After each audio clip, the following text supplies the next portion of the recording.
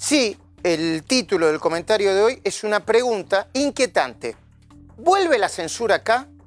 Pero antes de eso, y hablando de periodismo, te quiero dar una información de último momento que nos involucra y además nos enorgullece. No importa quién gane las elecciones, ¿eh? No nos van a dar el brazo a torcer tan fácil.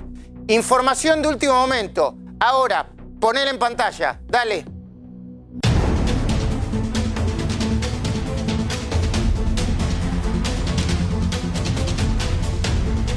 Los camaristas de la sala 1, creo que es, Irurzum y Bertuzzi, ¿no? Y Bertuzzi acaban de rechazar nuevamente la apelación de Moyano y su abogado para presentarnos a un grupo de periodistas como si fuéramos una asociación ilícita que lo quiere perjudicar. Este rechazo de la operación, de la apelación de Moyano y de Daniel Germanos, el ex juez de la Musarela, implica una afirmación de la libertad de expresión y de la libertad de prensa. Por eso es tan importante. Es cierto que tiene que ver con nosotros, con otros periodistas, como Alfredo Leuco, como Alejandro Fantino, etcétera, etcétera. Pero más tiene que ver con vos, que estás del otro lado. Moyano nos quiso meter de prepo dentro de una asociación ilícita y no pudo. Y no va a poder, porque nosotros hacemos periodismo. Y no operaciones como hacen ellos. Y no pegamos cartelitos contra la familia como hacen ellos. No. Y tampoco le tenemos miedo. Tampoco. Pero la pregunta del día de hoy, a propósito de esto, que está tan sensible, es: ¿vuelve la censura acá? ¿Vuelve la censura kirchnerista? Enseguida vamos a hablar esto y otras cosas que tienen que ver con esto, como el tema de la justicia, con Margarita Stolbizer. Y con nuestros compañeros, obviamente, con Hugo Machiavelli y Facundo Pastor. Ya está llegando también el senador nacional Esteban Bullrich. Y vamos a hablar después, al final, un poquitito de economía con Iván Carrín. Cuando confirmé este mediodía la afirmación de Gisela Marciota diciendo que estaba a favor de una CONADEP para periodistas, al principio me sorprendí. ¿Cómo estás? Dije, no puede ser. No puede ser. Lo pensé como una especie de suicidio político. ¿En serio? Gisela Marciota, periodista o experiodista, no sé, ponele el título que quieras. ¿Lo había dicho? Entonces, porque de eso hablamos mucho con Margarita, para no contagiarme del virus de la fake news, de las noticias que se revolean sin chequeo, quise ver el video y lo vi una y otra vez.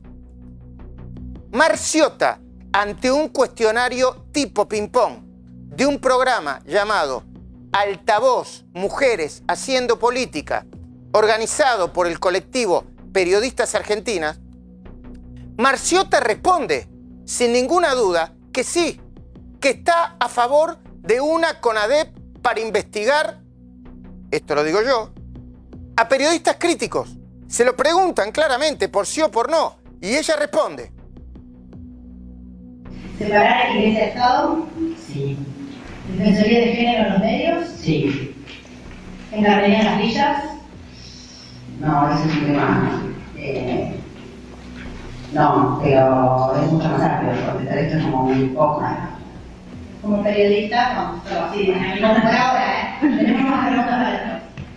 ¿CONADEP para periodistas? Sí.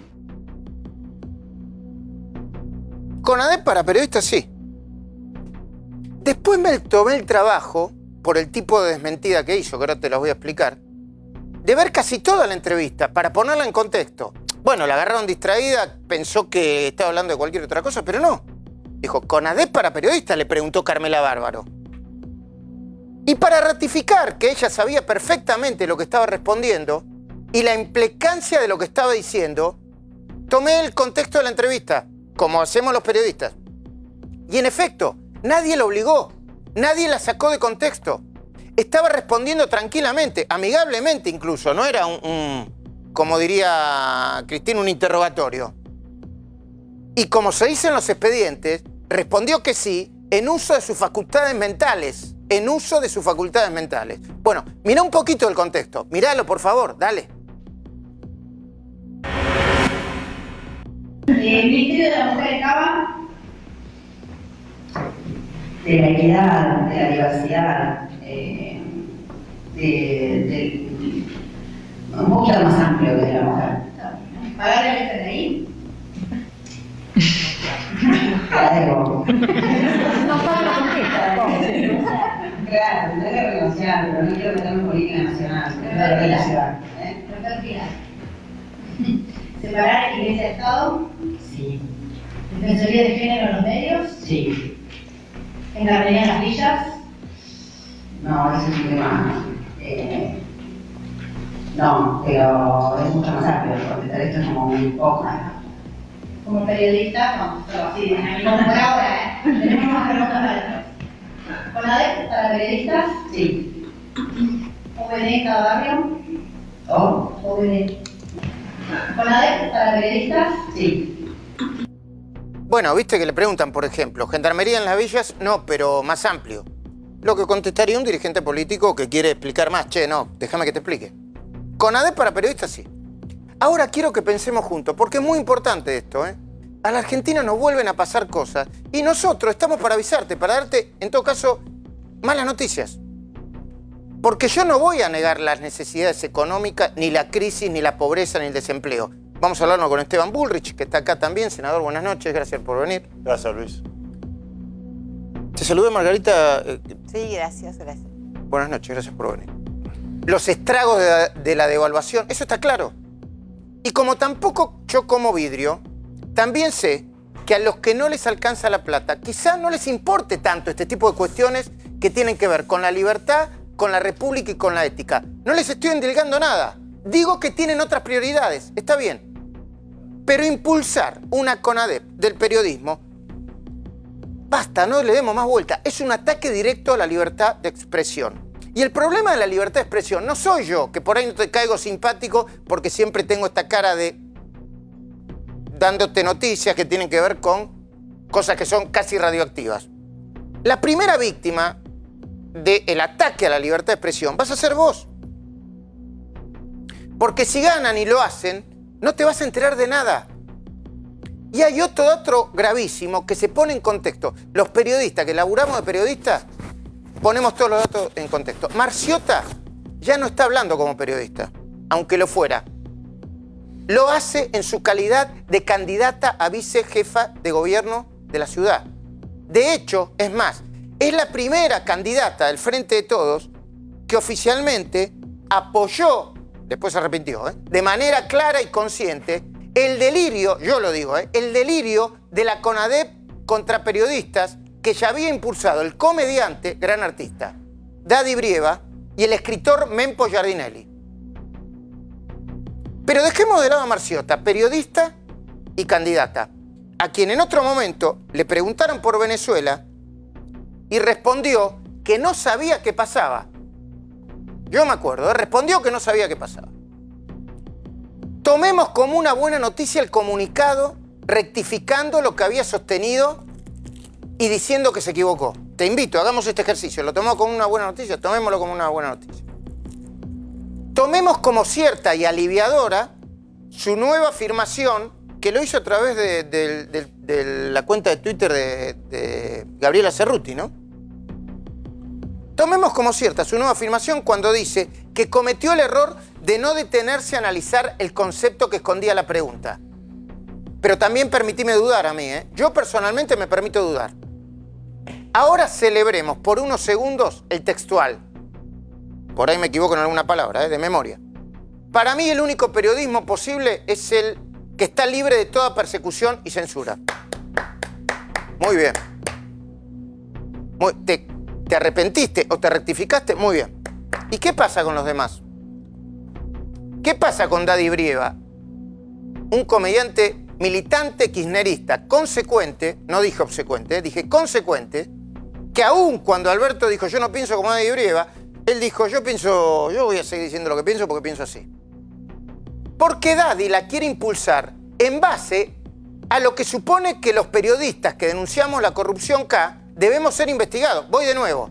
Él quiere poner una CONADEP de los periodistas porque no le gusta a los periodistas que investigamos o que nos metemos en expedientes o a personas que hacen denuncias como Margarita Stolbizer, que dicho sea de paso, ahora te voy a contar que yo creo que ya empezó cierto operativo venganza colateral. Es una mirada mía, contra Margarita Stolbizer.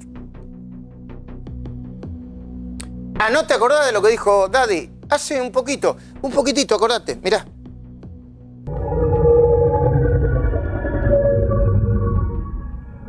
Yo creo que y esto me va a traer problemas, pero no me encanta, pero lo tengo que decir porque si no creo tumores. Yo creo que se tenía que hacer una CONADEP del periodismo, lo dije más de una vez. Acá hay un periodismo totalmente responsable de lo que ha pasado. Vos no podés, así acá esmerilaron el gobierno de Cristina durante tiempo y tiempo. Una cosa es que Macri te haya dicho de que íbamos a estar mejor y te mintió por impericia, falta de experiencia, lo que sea. Pero acá hubo cierto periodismo que armó todo eso y trabó todo eso y me parece que no tendría que salir como indemne. Basta, yo ya estoy un poquitito cansado, Daddy, o a los Daddy de este mundo. Aún ahora que están ganando las elecciones en La Paso, que armó todo esto como si fuéramos una asociación ilícita. Por asociación ilícita están investigando a Cristina Fernández de Kirchner. Y acaba de aparecer un fallo de camaristas rechazando la acusación delirante de que un montón de periodistas que investigamos y denunciamos a Moyano somos una asociación ilícita. Ahí tienen, pura justicia. No tienen que quedar indemnes los periodistas. ¿Qué decís, Daddy? ¿Qué decís? ¿Con qué autoridad, además? ¿Y qué pasa con el escritor Mempo Giardinelli, que sí sabe de lo que está hablando, quien además de exigir la reforma de la Constitución, pedir la eliminación del Poder Judicial, adelante Cristina, en un acto, dijo que la nueva CONADEP debería llamarse Comisión Nacional sobre la Desaparición del Periodismo Ético? Ahí la tenés, a ver, mirá. Textual. La idea de Daddy Brieva dio en el blanco. La idea de una nueva CONADEP, Comisión Nacional sobre la Desaparición del Periodismo Ético, altera los nervios de los diversos comunicadores funcionales al poder y a los intereses de los ricos. Bueno, de nuevo, siempre la coartada de que ellos defienden a los pobres y son buenos. No le sacás un mango ni a palo, cuando necesitas algo, a todos estos. No le sacás un sope ni a palo. Y los demás, los que defienden a los ricos, son poco éticos. Una comisión, dijo Mempo Giardinelli, que debería estar destinada a evaluar la traición del siempre sagrado ejercicio de la información con verdad y objetividad. Yo lo conozco hace años a Mempo. Mempo no pensaba así. Era una persona con sentido común, moderada, con sus ideas de izquierda, no hay problema. Pero eso de andar señalando, eso es fascista. Es fascista. No me corran con que son progresistas. Son fascistas. No se bancan a gente que no piensen como ellos. Y después te lo recuerdo, por si vos prendés la tele o estabas viendo otra cosa, o sencillamente te pasaron los años y no lo recordás. La Comisión Nacional sobre Desaparición de Personas, CONADEP, fue creada por el presidente Raúl Alfonsín en 1983. Tuvo como objeto investigar las violaciones de los derechos humanos durante la última dictadura militar. ¡Ey! ¿Con qué nos quieren comparar? ¿Con los asesinos de la dictadura? En las redes sociales, algunos memoriosos se acordaron de destacar, primero, lo digo porque es importante que vos lo sepas. ¿Querés analizar la historia reciente, como Horacio González, que ahora nos vamos a ocupar de él también? Que el peronismo, en 1983, se negó a integrarla, porque muchos de sus dirigentes protegían, no eran cómplices de los violadores de los derechos humanos. Que durante el kirchnerismo le quitaron el prólogo de Ernesto Sábato al libro Nunca Más, que contenía las investigaciones, constituyendo es un horroroso acto de censura. ¿Y sabés quién censuró eso? Néstor Kirchner. Que durante el kirchnerismo se utilizaron a los derechos humanos como escudo protector para acciones autoritarias y delictivas, incluidas la pesadilla de sueños compartidos, por los que, perdón, están procesados, ¿no? Bonafini y Sergio Klender. Sí, claro.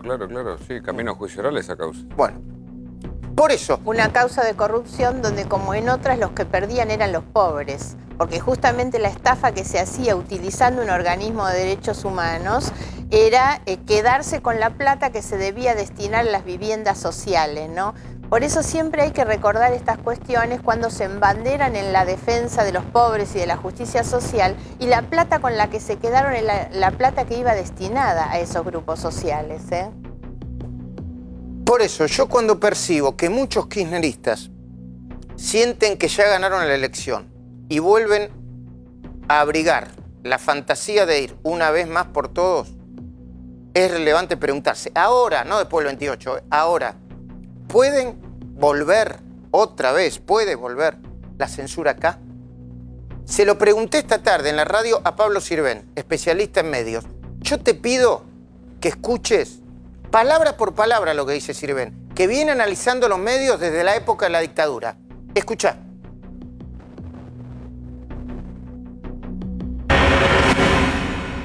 Demasiadas coincidencias, ¿no? Daddy Brieva por un lado, como bien marcás, Graciela Camaño, con los expertos, como dijo ella, que estuvieron estudiando. O sea, no es un tema de que se le ocurrió a alguien, se tomó una copa de más y dijo vamos a cambiar la Constitución. No, ya se reunieron expertos, ella misma lo dijo, ¿no? Y esto ya no es que puede ser que haya una CONADEP. Cuando el juez Ramos Padilla inviste a un premio Nobel de la Paz como Adolfo Pérez Esquivel desde la Comisión de la Memoria de la Provincia de Buenos Aires para que estudie si hay presiones psicológicas en las notas de Daniel Santoro, ¿no? Es decir, ahí hay una evaluación ya, quiere decir que hay una especie de estrado judicial que se quiere formar, digamos, ya no son palabras, digamos, ya es acción, esto es acción. Con lo cual, lo que vos me decís, Majul, si vuelve la censura kirchnerista, digamos, por estos amagues, pareciera que si viene en esta dirección, sería mucho peor. Vamos de nuevo. Marciota, ahora arrepentida. Brieva. Cristina Camaño, presidenta de Justicia Legítima, planteando una vez más una reforma de la Constitución y hablando de un grupo de trabajo que ya está operando en ella. Una reforma de la Constitución, dijo Cristina Camaño, yo no lo inventé, con dos objetivos básicos. Según ella, para que los gobiernos que se endeuden y endeuden a varias generaciones de argentinos lo paguen. No sé cómo, van a hacer un artículo de la Constitución. Y segundo, para que haya una parte de esa Constitución que sancione y condene a periodistas por ignorar lo que ella piensa que ignoran y no publican. Perdón, me parece una locura, que alguien llame a esta mujer, magistrada, fiscal creo que era, ¿no? Sí. Es una locura. O sea, a vos, una Constitución que le diga a los periodistas lo que tienen que decir. Y que si callan sobre lo que ella no quiere callar, se los condene, se los investigue, se los ponga preso, no sé qué. Si no fuera tan preocupante, sería un mal chiste y nada más. Pero sigamos el razonamiento de Sirven. Ya no son 2 o 3 loquitos díscolos. Ya hay un grupo de expertos que integra el inefable Raúl Zaffaroni trabajando para cambiar la Constitución. Alberto dijo, no me van a convencer de cambiar la Constitución. Ojalá lo logre. Sigamos pensando juntos. Sirven dice, y yo creo que tiene razón en lo que dice, que no es que todavía no hay una CONADEP hecha y derecha. Ya hay en funcionamiento una especie de CONADEP para periodistas de investigación. ¿Y quién la puso en movimiento? El juez federal Arrejo Ramos Padilla, al darle una especie de patente de corso al Premio Nobel de la Paz, chavista, Premio Nobel de la Paz, chavista, Adolfo Pérez Esquivel, para que estudie si en las notas de Daniel Santoro hay algún tipo de presiones psicológicas contra exfuncionarios y hombres de negocios que nuestro colega investigó y denunció. ¡Ey! ¿Qué están haciendo? Sirven tiene razón, ya hay un estrado judicial inquisidor, ya no son más palabras, son acciones contra el ejercicio del oficio, como decía Gabriel García Márquez, del oficio más lindo del mundo. Y Sirven agregó algo más. ¿Esto será solo contra nosotros, los periodistas y los medios? Acá está Margarita Stolbizer, yo creo que no. Perdón, ¿eh? ¿O formaría parte del plan de Cristina para desordenarle el proyecto a Alberto Fernández, quien una y otra vez se manifestó contra la grieta? A mí me lo dijo personalmente. ¿Cómo lo hizo? Atendiendo, por ejemplo, a periodistas como lo de Clarín o concurriendo al piso de la cornisa. A ver, no es que esto lo hace más bueno o menos bueno. Está dando señales, está haciendo gestos. Sirven teme. Se pregunta si empiezan a salir los monstruos que tenían encerrados en el placar. Claro, ya se sienten ganadores, están ansiosos, falta un montón para el 27 de octubre. Ya ni siquiera aguantan la espera hasta el 27 de octubre, no 17, 27. Si es que ganan la elección, ¿no? Acá está Esteban Bullrich, que yo supongo que debe creer en la idea de que pueden dar vuelta a la elección. Esteban, ¿creen, no? Bueno, ahora lo vamos a hablar. Adelante. Yo le pregunté a Alberto Fernández, ¿por qué tenía la obsesión de terminar con la grieta? ¿Cuál era su motivación? Y él me respondió, porque yo sé lo que es la grieta, porque yo también fui víctima. Y entonces me acordé cómo lo trataban en unos tribunales de la Inquisición mediática, Inquisición del periodismo y de la oposición, que fue 678. Son 2 minutitos. Vale la pena que vos lo recuerdes también.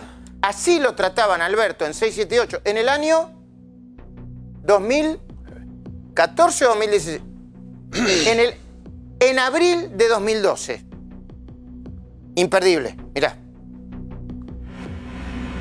Es el tema del lobista de Repsol que habla como si fuera independiente. Rememoremos brevemente la cuestión en la que Fernández, ante la evidencia, debió reconocer su vínculo con Repsol, siendo sugestivo que en plena recuperación de YPF desfile por todos los programas del grupo Clarín para defender a la corporación petrolera. ¿Qué análisis hace de la decisión que anunció hoy la presidenta? A mí lo que me preocupa es, una vez más, el modo y la forma como el gobierno toma la decisión. En muchos lugares del mundo la medida se vio como una medida intempestiva, inexplicable, llena de ideología. Casi confiscatoria, digamos. Casi confiscatoria. Creo que lo que se discute no es que Alberto Fernández trabaje para Repsol, no es bueno, pero de algo tiene que vivir. Siempre es bueno que se diga desde dónde se habla. Una cosa es Alberto Fernández hablando como desinteresado personalmente de cualquier hecho y simplemente como un analista. Y una muy distinta es Alberto Fernández trabajando para Repsol. La verdad es que tengo una íntima indignación por todo este tema. En el año 2008 yo dejé la jefatura de gabinete en una situación compleja porque yo había dejado mi estudio jurídico cerrado y la verdad es que Néstor Kirchner se preocupó por mi situación laboral y fue precisamente él quien le pidió a la gente de YPF que trate de objetivamente darme un trabajo. Y yo no acepté ser asesor jurídico de YPF precisamente para no tener que representar intereses de YPF. Y sí fui un consultor externo. Un consultor externo es alguien al que se lo consulta. No es alguien que hace lobby ni representa a la empresa. Cuando Alberto Fernández ahora dice que es consultor externo, recién ahora lo dice, obligado por las circunstancias, porque ya salió públicamente esa información, pero niega ser lobista, yo me pregunto, ¿qué es ser lobista? Si no es recorrer todos los medios de comunicación a su alcance para hablar en contra de la medida que dictó el Ejecutivo. No sé qué sería un lobista si no es eso. Bueno, ahí tenés. Así trataron a Alberto Fernández y hay un montón más de esas, ¿no? Pero no es solo la CONADEC, es el proyecto de la reforma agraria con un tufillo al chavismo que se le nota la legua. Es la toma de los shopping porque juegan a una revolución que nunca pudieron hacer. Son los incidentes del Garraham. ¿Vos lo viste eso? Yo lo vi hace poco. Patearon la puerta de un hospital de niños.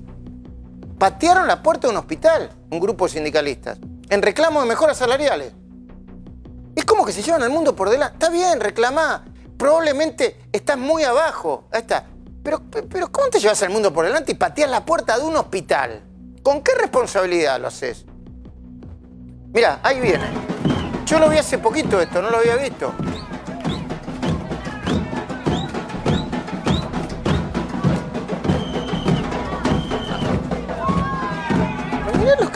pero... Los chicos internados ahí. No, pero claro. Yo estuve averiguando, no están lejos, no hay lejos chicos internados. Perdón, Margarita, no nos tenemos que acostumbrar a esto, ¿no? Porque si nos acostumbramos a esto... Por supuesto. Yo creo que cada una de estas cosas que estás enumerando es una interpelación a Fernández, ¿eh? ¿Sentís vos eso? Claro, de la misma manera que siento la necesidad de que este hombre salga a decir algo frente a cada una de las cosas que... Claro, porque me parece que el silencio de alguna manera termina convalidando algo que no puede convalidar. Y también debería haber, obviamente, un rechazo y un posicionamiento social, ¿no? Porque me da la impresión que aún aquellas personas que pueden estar acompañando desde afuera con su voto esta opción no están de acuerdo en ninguna de estas cosas, pero me parece que esto lo tiene que frenar él. Me da la impresión que eso es casi una cuestión urgente. Sí, y la pregunta es, ¿lo puede frenar? En época electoral donde se trata de aspirar votos. Lo debe frenar, me parece, porque además cuando digo lo están interpelando a él es porque creo que hay una cantidad de mensajes que van dirigidas hacia él también, ¿eh? No es simplemente sembrar caos e ir contra los periodistas, no. Me parece que están mandando mensajes también Le quieren marcar la cancha. Hacia él. Y por eso yo creo que ahí él es quien tiene que salir rápidamente, él a marcarle la cancha a los otros. Es la quema de la legislatura de Chubut. ¿Te acordás que la mostramos? Son las silobolsas cortadas.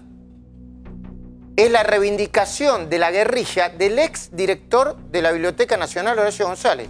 Sí, el mismo que plantea la idea de que a Cristina le queda chico el cargo de vicepresidenta. Cuidado con eso, ¿eh? Que empiezan a horadar. ¿Sabés quién es Horacio González, no? En algún momento... todavía debe ser respetado como intelectual. Yo en algún momento lo respetaba como intelectual. Ahora, discutir o reivindicar como un signo de virtuosismo acrítico la guerrilla de los 70 es atrasar 1000 años. Ya ni los historiadores que están a la izquierda de él discuten una parte de la locura.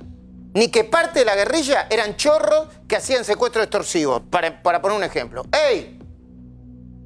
Horacio González es el mismo que quiso prohibir, cuando era director de la biblioteca, que el Premio Nobel de Literatura, Mario Vargas Llosa, inaugurara una edición de la Feria del Libro. Sencillamente porque no estaba de acuerdo con su ideología. ¿Te acordás de eso? Yo me acuerdo perfectamente. Fue tal el escándalo que lo tuvo que inaugurar igual. Y es también Horacio Berbisky planteando algo parecido. La idea de que los votos son de Cristina y que Alberto tarde o temprano lo tendrá que entender. Es Diosdado Cabello, el hombre fuerte de la dictadura chavista. Más fuerte que Maduro, dicen algunos. Advirtiéndole a Alberto que los votos son de Cristina. ¿Tenemos el video ese? De Diosdado Cabello diciendo, bueno, ni bien ganó, no sé qué dijo Alberto. Y Diosdado Cabello, desde Venezuela, dijo esto, mirá. Hubo elecciones en Argentina. No, yo me alegro mucho por el esfuerzo del pueblo argentino y por el valor. Ojalá, Dios querido, que no me equivoque, que a quien están eligiendo no vaya a creer que lo están eligiendo porque es él.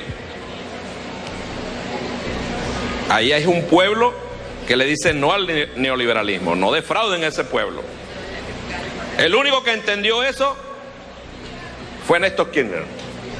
Lo entendió perfectamente lo que estaba ocurriendo en Argentina. Después del desastre, tuvieron como 5 presidentes en casi nada de tiempo. Y Néstor Kirchner entendió lo que estaba ocurriendo en Argentina. Se ganó el corazón de los argentinos, y no solo de los argentinos, sino de los revolucionarios y revolucionarias de todo el continente, por su valor, por su esfuerzo, por su desprendimiento, por su entrega y por no caerse a coba. Por no caerse a coba. No, porque hay unos que después que llegan ahí se olvidan de que solos no podrían jamás. Aquí nosotros podemos contra el imperio si nos mantenemos unidos. Desde la Patagonia hasta el Río Grande tenemos que estar unidos nosotros. 6.000 muertos. 6.000 muertos sin juicio previo en Venezuela. Si no es una dictadura, ¿qué es? Señor Diosdado Cabello o todos los que defienden esa dictadura. Pero ¿no será que todo esto está sucediendo porque, contra lo que dicen muchos, Cristina no está tan cansada ni retirada y lo que pretende de nuevo es ir por todo? ¿Y no será esto de Marciota y lo que acabamos de enumerar un síntoma de conducta de quienes tienen a Cristina y no a Alberto como su líder y lo quieren manifestar de alguna forma? Berbisky lo dijo, che, los votos son de Cristina. Es más, pronto se va a dar cuenta que sin Alberto Cristina ganaba igual. Porque el tema de fondo, el que explica el ataque a los periodistas, es la justicia. Tema del que vamos a hablar ahora con Margarita, tranquilos. Flaco favor le hace planteando que las acusaciones a su compañera de fórmula constituyen una persecución. La grieta se va a terminar cuando dejen a los jueces trabajar en paz, en vez de condicionarlos con declaraciones públicas. Yo vi, porque soy un periodista y una persona grande, cómo Néstor Kirchner y Cristina usaron una y otra vez el apoyo de la izquierda supuestamente revolucionaria, la presunta defensa de los derechos humanos, para justificar cualquier tropelía y cualquier gesto de autoritarismo. Vi cómo Néstor Kirchner descolgaba el cuadro del dictador Videla con fines políticos y proselitistas. Estuve adentro de la ESMA en el acto del 24 de marzo de 2004, donde Néstor Kirchner cometió el sacrilegio histórico de ningunear a Alfonsín y a la comisión de la CONADEP de la corrupción. Recuerdo todavía cómo se había enojado Alberto Fernández, su jefe de gabinete, por semejante injusticia. Lo llamó y le pidió que se disculpara, y Kirchner se disculpaba a medias. ¿Volverá a repetirse el clásico de la pelea que los enemistó durante años? Alberto dijo, no me voy a pelear con Cristina nunca más. ¿Y si ella lo obliga a pelearse? ¿Volverá a aparecer Alberto Fernández en un 678 imaginario como un esbirro de Manieto y del Grupo Clarín? El periodista Carlos Pañi interpreta que las diferencias reales entre Alberto Fernández y Cristina se anticiparon, empezaron a salir a la luz. Propuestas más o menos racionales, pro mercado, versus control de rentabilidad para las empresas y control de precios, plantea Cristina. A mi entender, al mejor estilo Guillermo Moreno. Ahora lo voy a hablar con Carrín. Acuerdo económico y social versus la emisión monetaria que plantea Fernanda Vallejos. Vaca muerta como gran esperanza de la economía versus Pino Solanas, que la presenta como el nuevo apocalipsis del mundo moderno. Debe haber algo en el medio, ¿no? Para llevarte el mundo por delante, lo primero que necesitas en un país como este es de medios y periodistas complacientes y silenciosos. Después es mucho más fácil y menos riesgoso. ¿Volverá la censura kirchnerista o Alberto Fernández lo podrá impedir como prometió que lo haría? Información de último momento. Ezeiza, Marcelo Padovani en vivo con imágenes exclusivas. Marcelo Padovani, buenas noches. ¿Qué tal, Luis? Buenas noches. Acaba de finalizar el operativo de rescate. La Policía Federal estuvo con perros buscando posibles víctimas debajo de los escombros. Esa parte que estamos viendo, Luis, aquí en tu programa, es el lugar donde ocurrió esta tragedia. A la tarde, 16:20, se desploma una pasarela, según el comunicado oficial de Aeropuertos Argentina 2000. Esto provoca la muerte de un operario, el capataz, el jefe de la obra, y otras 13 personas heridas. Luis, te cuento la última información. De los heridos, de las 13 personas que resultaron heridas y que fueron atendidas en el hospital de Ezeiza, hay 2 que están en grave estado y fueron operadas en las últimas horas. 1000 personas, Luis, estaban trabajando aproximadamente en el momento en que ocurrió esta caída de la pasarela. Reiteramos, cerca de las 4:20 de la tarde, exactamente, mejor dicho, a las 4:20 de la tarde. A partir de allí se desata el operativo de rescate. Mira, hay gente trabajando todavía, Luis. Allí hay un segundo que ahora mostramos todo, pero yo quiero mostrarte estas imágenes exclusivas.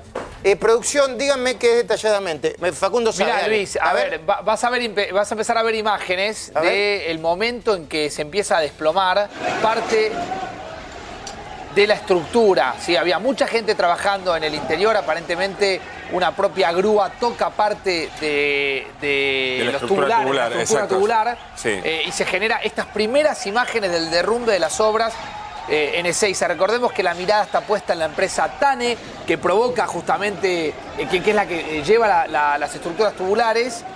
y es donde estaba trabajando el operario de apellido Bulacio, capataz justamente de la firma. Exactamente, recordemos que ya interviene la justicia, el juzgado número 1 de Lomas de Zamora, a cargo del juez Villena, pidió instrucciones, pericias e informes complementarios para entender qué es lo que pasó ahí, si hubo efectivamente una impericia, si la estructura tubular de la empresa TANE tenía problemas y si esto fue lo que finalmente ocasionó un muerto al menos. Son muchos los heridos, hay 2 graves como contaba el cronista. Mirá, TANE SRL, Luis, es una empresa argentina dedicada a la prestación de estructuras tubulares.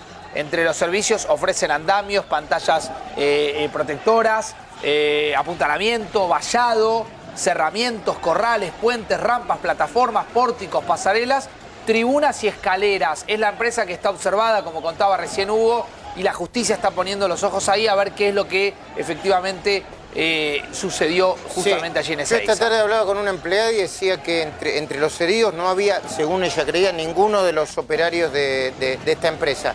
Cerrame, Marcelo Padovani, si tenés más información y después volvemos, por favor. Te decía, el operativo principal, que incluía a la gente de la Policía Federal buscando con perros posibles víctimas debajo de los escombros, ha dado por ahora resultado negativo. Pero todavía hay gente trabajando ahí, Luis, atenta a lo que, bueno, a lo que pueda pasar en las próximas horas. Aquí estuvo el juez, como contábamos hoy, también el programa de Eduardo, y aquí contaba Hugo también en tu programa. Hay gente trabajando, hay gente de la justicia y todavía, por supuesto, hay algunos peritos haciendo, bueno, su trabajo a esta hora. Gracias, Marcelo Padovani. Volvamos al eje de la cuestión, Margarita. Primero, una información. Empezaron una demanda por daños y perjuicios, gente que se siente afectada por parte de las denuncias que hicieron en el libro Ella Miente, el señor Mario Cifuentes, al que otro periodismo, mucho antes que ustedes, calificó de el Lázaro Báez de Neuquén, de la Patagonia, ¿no? Sí, claro, porque lo que nosotros registramos son los antecedentes de una denuncia hecha por 2 diputados del PRO, Leandro López y Sergio Whisky, con antecedentes realmente muy importantes de cómo esta persona se enriqueció a partir de las concesiones petroleras que le entregó su amigo Néstor Kirchner. Un hombre que era un declarado insolvente irrecuperable por el Banco Central en el 2003, que facturaba 0 y empezó a facturar en 3 años 45 millones de pesos, por ejemplo. Hay una causa judicial en la provincia de Neuquén y lo que ocurrió ahora es que recibimos una notificación citándonos a una audiencia de mediación que es por ley la instancia previa a una demanda por daños y perjuicios. ¿Quiere dinero? Exactamente, esa es, digamos, la finalidad que tiene este tipo de proceso, ¿no? Y un dato a tener en cuenta, Cifuentes es uno de los denunciantes querellantes en la causa que lleva... Que sería parte del operativo PUF, depende de cómo se lo mire, ¿no? Sí, claro, es parte, es parte del operativo, por supuesto. Margarita, detrás de toda esta, de la CONADEP de los periodistas, del tema de la justicia, ¿hay una especie de preparación para una especie de indulto político para Cristina o eventualmente judicial? A ver, el indulto no es ni político ni judicial, sí, por eso. Técnicamente no corresponde y no se podría hacer. El indulto político es el que ya hicieron los argentinos y su propio partido, digamos. Desde el momento en que Cristina ha recogido la cantidad de votos que esa fórmula que ella integra tuvo el 11 de agosto, hay un indulto político. Judicial no lo creo factible, por supuesto, Pero vos, ¿no? ¿realmente pensás que hay un indulto hacia Cristina o hay una necesidad de salir de la crisis económica, de la devaluación? Bueno, por supuesto que cuando yo escucho todas estas cosas que sinceramente me preocupan, me horrorizan, estas más toda la información realmente tan fuerte que tengo de las causas judiciales, de los delitos que se cometieron, de las pruebas que hay, de cómo esta gente se enriqueció, cómo armó un sistema de corrupción para enriquecerse. La verdad es que la reflexión que me queda, qué mal tuvo que haber hecho las cosas Macri para que esta gente pueda volver. Sinceramente, fueron 3, 4 años de promesas incumplidas, de una estafa tremenda, de haber empobrecido a la gente. Ha sido muy grave. Si no, no podía ser que la gente indultara de esta manera a esta señora para que vuelva nada menos que en el cargo de vicepresidenta de la Nación, ¿no? ¿Y vos crees que ella va a ser una mera vicepresidenta de la Nación?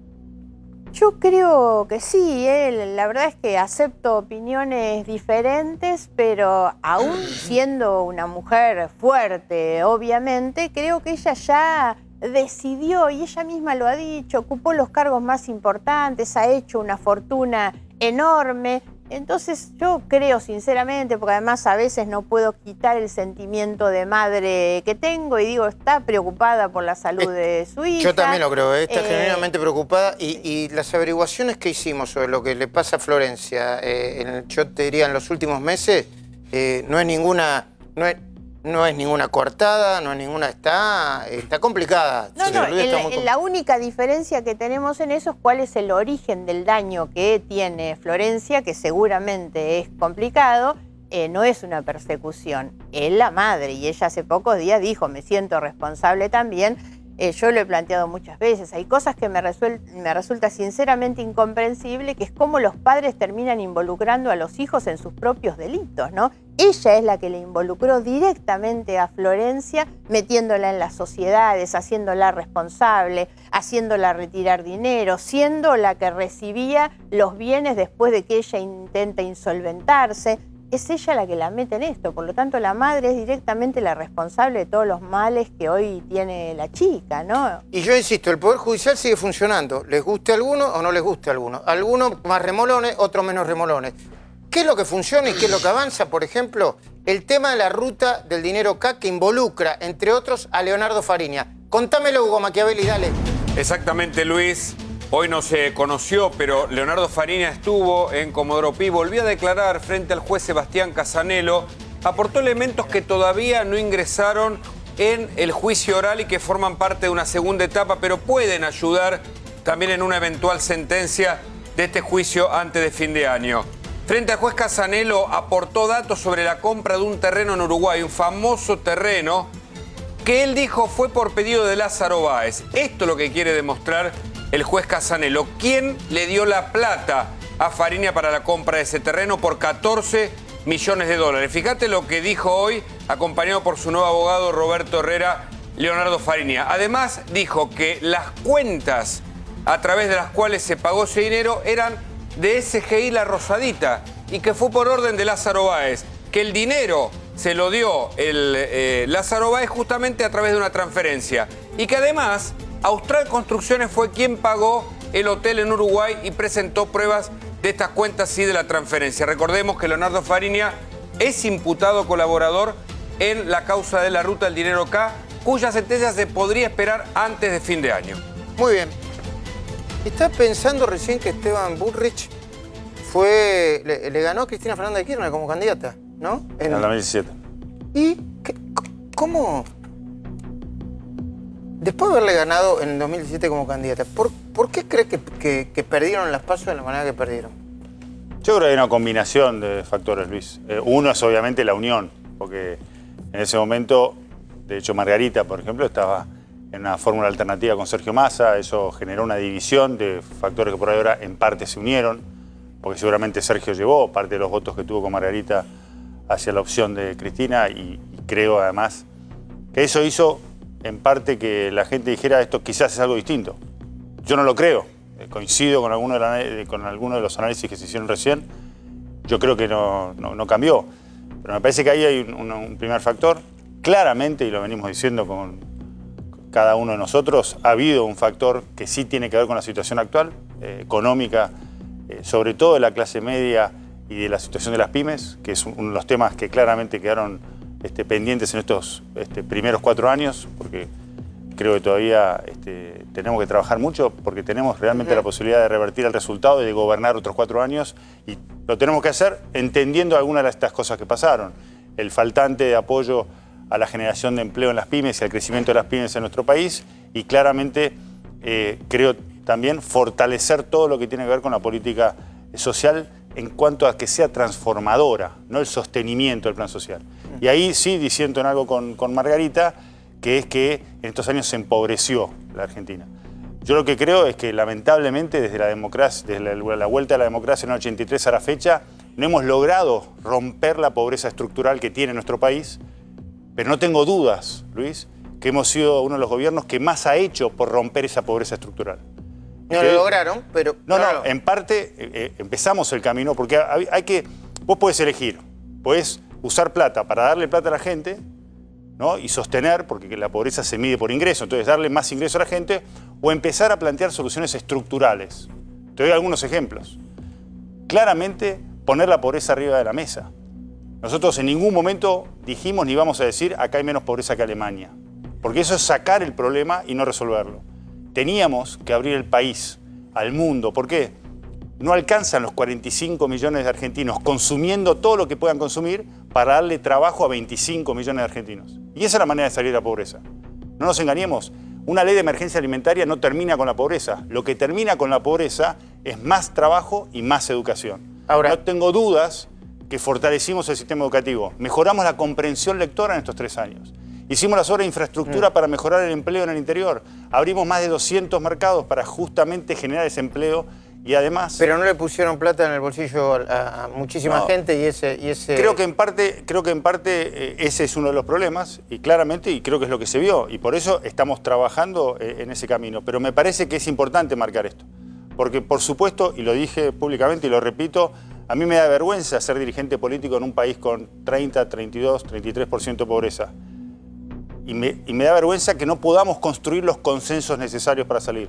Pero estoy orgulloso de los éxitos que ha habido, porque se han cumplido cosas importantes. Hemos robustecido un sistema energético, porque no podés crecer y generar empleo si la energía que necesitas para generar ese empleo, a través de que las pymes no tengan que tener cortes programados como tenían durante el gobierno anterior. Pero no le metieron mucha presión con las tarifas y afectaron a las pymes con eso. Yo creo, Luis, que es un camino que hay que recorrer.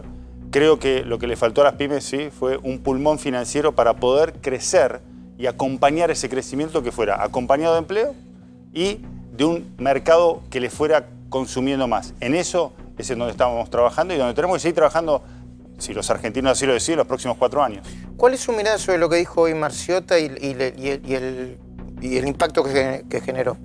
A mí me parece que hay que ser muy cuidadoso y creo que es parte de lo que tenemos que entender que se define. Yo creo que en el 27 de octubre se definen 2 miradas y 2 sociedades distintas. Y no involucro a todos los que están en el frente de todos, porque lamentablemente es el frente de todos, hay de todo ahí adentro. Pero claramente... Dice que hay de todo, que no es algo homogéneo. Ni... No, seguramente no es homogéneo. Yo no creo que la mayoría de los dirigentes del frente de todos crean que hay que hacer una CONADEP, pero estoy seguro que muchos sí lo creen. Yo no creo que la mayoría de los dirigentes del frente de todos crean que hay que hacer una Junta Nacional de Granos, pero sí sé que hay algunos que lo creen. Entonces la pregunta es cuáles son los que van a predominar en esa discusión.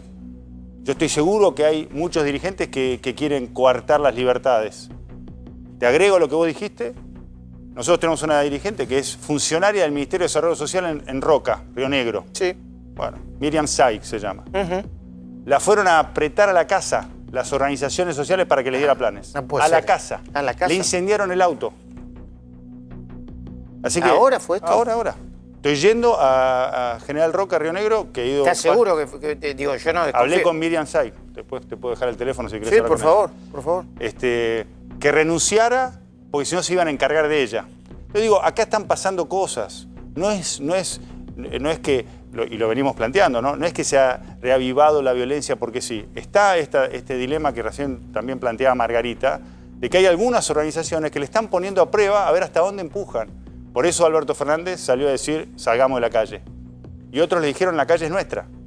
Entonces, esa heterogeneidad que tiene el Frente de Todos es lo que tenemos que entender, que se enfrenta a una visión de país distinta, donde las libertades son un valor, donde la tolerancia es un valor y donde tenemos que seguir construyendo entre todos, incluidos todos los dirigentes del Frente de Todos, que quieran seguir construyendo soluciones conjuntas para terminar con el problema de la pobreza en Argentina. Hay una cuenta que están haciendo en el gobierno, usted no se va a querer meter en cuenta, pero yo sí me quiero meter en cuenta para analizarla.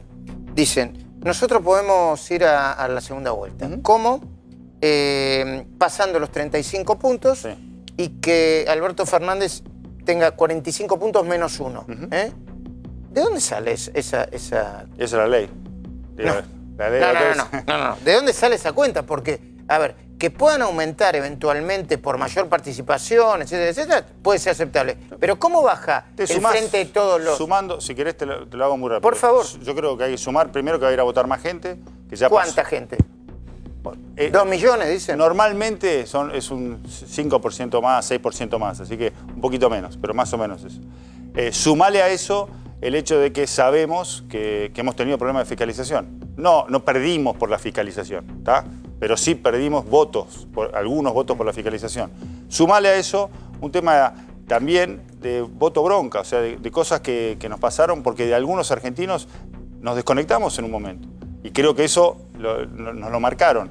Entonces, creo que esa construcción y también el hecho, y esto lo percibo, porque yo todos los días hago recorridos con gente que no nos votó. Y lancé una propuesta por mis redes sociales, lo pueden seguir haciendo, y por mi teléfono 11 5 002 5656. Sí, porque me están diciendo que me están viendo. Por el 5002 56 56. Y hay mucho votante también que empieza a ver estas cosas, ¿no? Estas declaraciones. ¿Y usted dice que quiere fiscalizar? Además. Pero no, digo, empiezan a ver algunas expresiones que son preocupantes. Entonces, yo estoy convencido que lo podemos hacer. Empezamos la campaña el día sábado en Barranca Belgrano y lo vamos a hacer durante el próximo mes en todo el país. Ese camino, ese recorrido que va a ser con la gente, porque lo vamos a dar vuelta entre todos. Gracias, senador, por haberlo venido.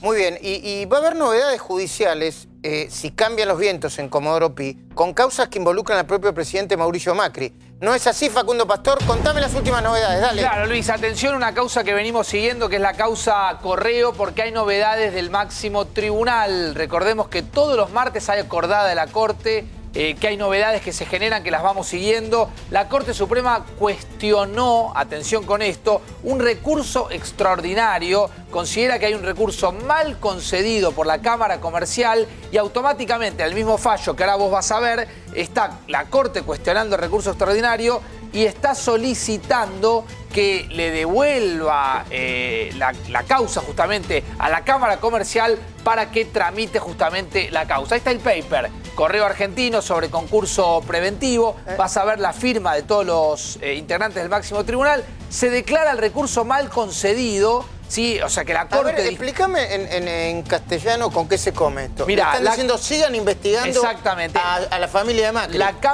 Cámara, lo que hizo la Cámara Comercial fue, digamos, recibir un cuestionamiento, un recurso por parte del gobierno. Esto terminó en el máximo tribunal. El máximo tribunal agarra la causa y dice, el recurso está mal concedido, que la Cámara Comercial siga investigando, con lo cual para la posibilidad de la apelación que había hecho justamente el gobierno y le pide a la Cámara de Origen que siga adelante con la investigación, como vos decías, Luis, de una de las causas que más preocupa y que obviamente también va a servir para ver cómo va a estar el timing de los jueces en estos tiempos. Yo voy a hablar de economía, de la economía que plantea Alberto Fernández y de la economía que está intentando plantear el gobierno de Mauricio Macri, pero ¿hay panquequismo también en Comodoro Pi o en la justicia en general, Margarita?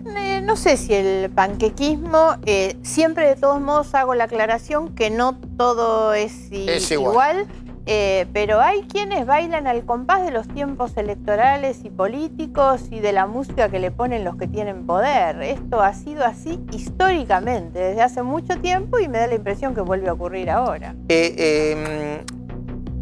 ¿Crees que se va a seguir investigando, Cristina, o que se va a dejar? Vos dijiste que ya Cristina consiguió la impunidad, pero quizá hay jueces que... A ver, yo lo planteo al revés, ¿sabes, Margarita? No es que tenga esperanza o expectativa, pero digo, ¿cómo van a hacer los jueces del tribunal oral, en muchos casos, para desarmar las pruebas que ya hay? No, por eso. Yo no creo que haya marcha atrás con las causas. Creo que puede tener un efecto Menem, que lleva 20 años en juicio, y que eso sea lo que pase. A mí me da la impresión que la maniobra más fácil, digamos, y más común, más tolerada, además, es eso. Presentan recursos tras recursos, todo se demora y todos sabemos perfectamente que el promedio de duración de las causas es de 14 años. O sea que tranquilamente podríamos hablar de 20. Muy bien. Iván Carrino, ¿qué política económica plantea Alberto Fernández? ¿La conocés? ¿La sabés? ¿La imaginás? Mira, no se puede saber, pero la verdad es que tampoco le quedan muchos elementos. No, te diría, no le quedan muchos elementos de racionalidad. Por ahí una buena noticia en este sentido es que Kicillof va de gobernador y que Fernanda Vallejos y no de ministro, y que Fernanda Vallejos va a seguir siendo diputada, por lo que vos comentabas, ¿no? O sea, Fernanda Vallejos estuvo replicando unas expresiones de un economista español partidario de algo que se llama teoría monetaria moderna, que no es ni mucho teoría ni mucho moderna. Es emisión. Y algo monetario, claro. Emitamos porque... Emitemos para los gastos del país. No podemos quebrar porque emitimos nuestra propia moneda. Bueno, Argentina es un caso de un país que ha quebrado con su propia moneda, digamos. Yo estaba sacando datos de largo plazo de la Argentina. Nuestra inflación desde que tenemos datos oficiales es 6.000 billones%. O sea, ¿con qué se come, no? Son una cantidad de ceros impresionantes. Desde la Segunda Guerra Mundial, Argentina estuvo 50% del tiempo en default o reestructurando deuda. Y esos son datos de 2014. Hay que sumar el 2015, que también tuvimos en default, y 2019, que volvimos al default. O sea, los países pueden quebrar, y Argentina ha quebrado sustancialmente. Tenemos la misma cantidad de recesiones que el Congo. Somos el país con más recesiones en la historia del año 60. O sea, estas ideas Somos fracasadas, el segundo país con más impuestos superpuestos, absolutamente loco. que más impuestos le cobramos a las empresas. Obviamente, en este marco... Perdón, a las empresas y los particulares también, ¿eh? Sí, a los particulares También somos el país, que tiene más plata en los paraísos fiscales, salvo las potencias petroleras. Bueno, pero muy, muy explicado también por este cuadro macroeconómico que además, cuando el Estado quiebra, manotea la plata de la gente, ¿no? Entonces, ¿qué pasó? Ganó Alberto Fernández y 10.000 millones de dólares se fueron de los bancos, porque eso es el ciudadano argentino que ahorra en dólares, porque ya desconfía de cualquier gobierno, primera cuestión, y segundo, porque cuando viene uno que da más miedo, se salen de los bancos. Pero lo que te quería decir es, en este marco es verdad que quedan poco margen. No hay plata para hacer populismo. Le vamos a poner plata en el bolsillo de la gente, pero ¿de dónde va a salir? ¿No? Entonces, eso no es una posibilidad. Pero los políticos argentinos siempre han sido creativos para encontrarse la manera de zafar de las restricciones, ¿no? Entonces, es inquietante. Habría que ver. Es inquietante el panorama. Te voy a preguntar cómo es el dólar de acá al 27 de octubre. En unos segundos me respondes, por favor. Los Haroldos, vinos finos con Ángel. Los Haroldos State. Mucho más de lo que esperás.